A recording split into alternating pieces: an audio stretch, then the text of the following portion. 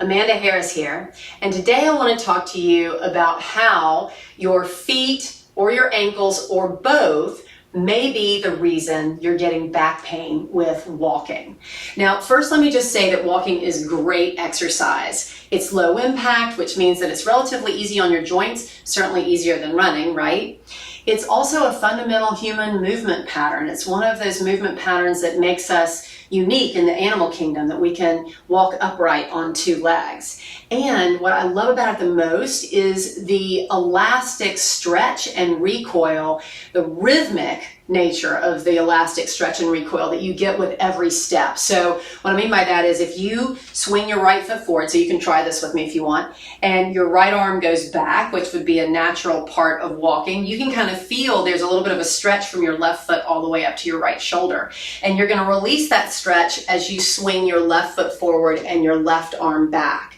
So you get this wonderful stretch and recoil with each and every step on both sides of the body, which is a great way to untangle sitting, right? So if you've seen some of my videos about sitting, you know that sitting causes all this compression on the spine. And so you can imagine how this stretch and recoil is really terrific for the spine. That is unless you've got a problem like a glitch in that chain, maybe at the foot or the ankle. And the trouble is that you might not even realize you have a problem at the foot or ankle because your pain isn't there. Your pain is actually in your back.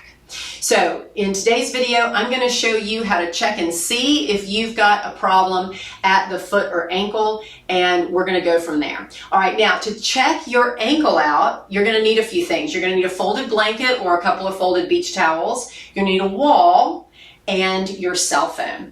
And what I want you to do is place the cell phone against the wall lengthwise. The reason I'm saying a cell phone, it's predictably about 4.5, 5 inches long, and we're going to use it as a spacer. So you're going to place that cell phone against the wall. You're going to place your folded blankets or beach towels about 1.5 feet away from the wall, and we're going to start by looking at the right ankle.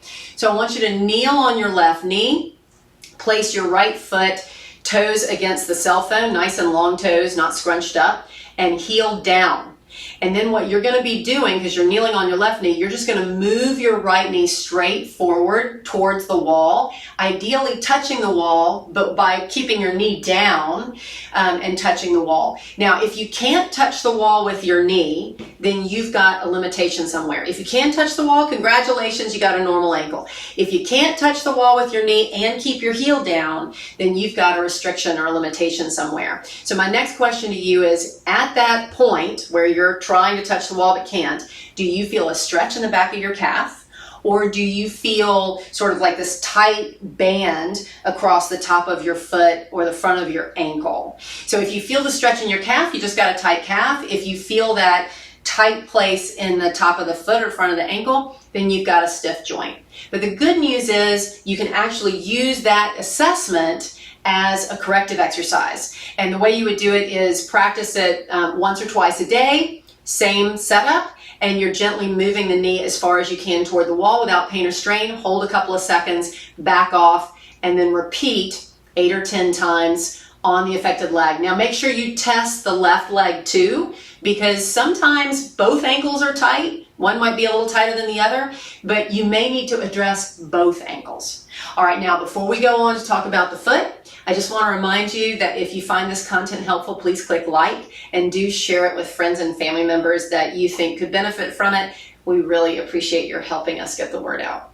Okay, now to assess the foot, we're going to need another person. So this one's a little bit more involved. I want you to be in shorts or at least roll up your pant legs above your knees. And you're going to face away from your person. They're going to take a picture of you. So they need to have their phone or a camera, and they need to get down low because we want the perspective to be straight on. And I want them to take a picture of you from the backs of the knees all the way to the floor.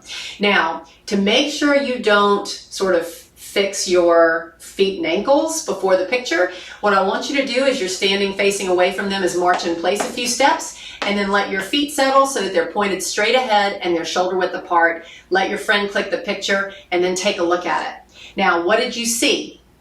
If your Achilles tendon, which is that sort of thin line from the bottom of your calf to the heel, if your Achilles tendon looks pretty vertical, congratulations, you have a pretty neutral foot.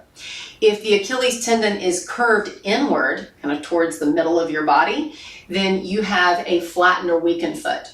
And you could have a curved Achilles tendon on both sides. One's maybe a little more curved than the other, but you may need to address both feet, or you may need to address one. Now, the purpose of this video is not to go into all the corrections, but I will say that if you know that you don't have any foot pain or any other trouble, one of the easiest things you can do to shore this up is to get some flexible arch supports from a local running shoe store. I emphasize the word flexible. You don't want to really cast your foot.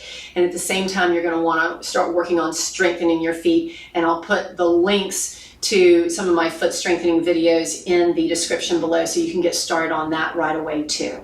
All right, so I hope this was helpful to you. Please go ahead and super sleuth this. See if your foot or your ankle or both are part of what's causing your lower back pain. Leave me a couple of notes in the comments. Let me know how you do.